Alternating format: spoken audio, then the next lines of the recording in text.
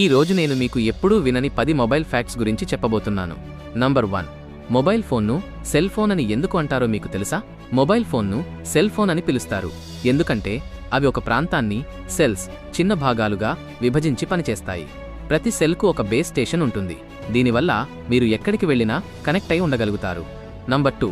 ప్రపంచంలోనే మొట్టమొదటి handheld mobile కాల్ను ఏప్రిల్ 3, 1973న మోటరోలా ఇంజనీర్ మార్టిన్ కూపర్ చేశారు. ఆయన బెల్ ల్యాబ్స్లోని తన ప్రత్యర్థికి కాల్ చేశారు. ఆశ్చర్యకరమైన విషయం ఏంటంటే ఆ ఫోన్ బరువు 2 కేజీలు ఉండేది. నంబర్ 3.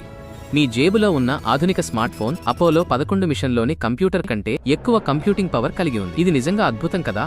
నంబర్ 4. కొన్ని దేశాలలో ముఖ్యంగా అమెరికాలో మొబైల్ ఫోన్ టవర్లు మరియు యాంటెన్నాలను దాచి ఉంచుతారు. అవి పర్యావరణంలో కలిసిపోయేలా చెట్లు, గడియారాలు లేదా చర్చి టవర్లలా కనిపిస్తాయి.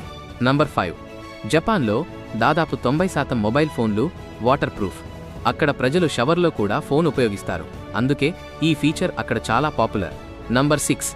సగటున ఒక వ్యక్తి రోజుకు ఎన్నిసార్లు ఫోన్ చెక్ చేస్తాడు? అధ్యయనాల ప్రకారం ఒక సగటు వ్యక్తి రోజుకు 80 నుండి 150 సార్లు తన ఫోన్ను చెక్ చేస్తాడు. ఇది ఇప్పుడు ఒక అలవాటుగా మారిపోయింది. నంబర్ 7. ప్రపంచంలో మొట్టమొదటి SMS డిసెంబర్ 3, 1992న నీల్ పాప్వర్త్ రిచర్డ్ జార్విస్కు పంపారు. అందులో కేవలం మెరీ క్రిస్మస్ అని రాసి ఉంది. దీనిని కంప్యూటర్ నుండి వోడాఫోన్ నెట్వర్క్కు పంపారు. నంబర్ 8. ప్రపంచవ్యాప్తంగా మొబైల్ ఫోన్ల సంఖ్య టాయిలెట్ల కంటే ఎక్కువగా ఉంది. మొబైల్ టెక్నాలజీ ఎంత విస్తృతంగా వ్యాపించిందో ఇది చూపిస్తుంది.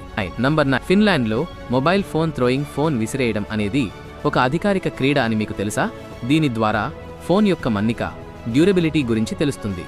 నంబర్ 10. 2003లో విడుదలైన నోకియా 1100 ఫోన్లు 250 మిలియన్ల కంటే ఎక్కువ అమ్ముడయ్యాయి. చరిత్రలో అత్యధికంగా అమ్ముడైన ఎలక్ట్రానిక్ పరికరం ఇదే. ఈ మొబైల్ ఫ్యాక్ట్స్ మీకు నచ్చినట్లయితే లైక్, షేర్ మరియు సబ్స్క్రైబ్ తప్పకుండా చేయండి. వచ్చే వీడియోలో కలుద్దాం.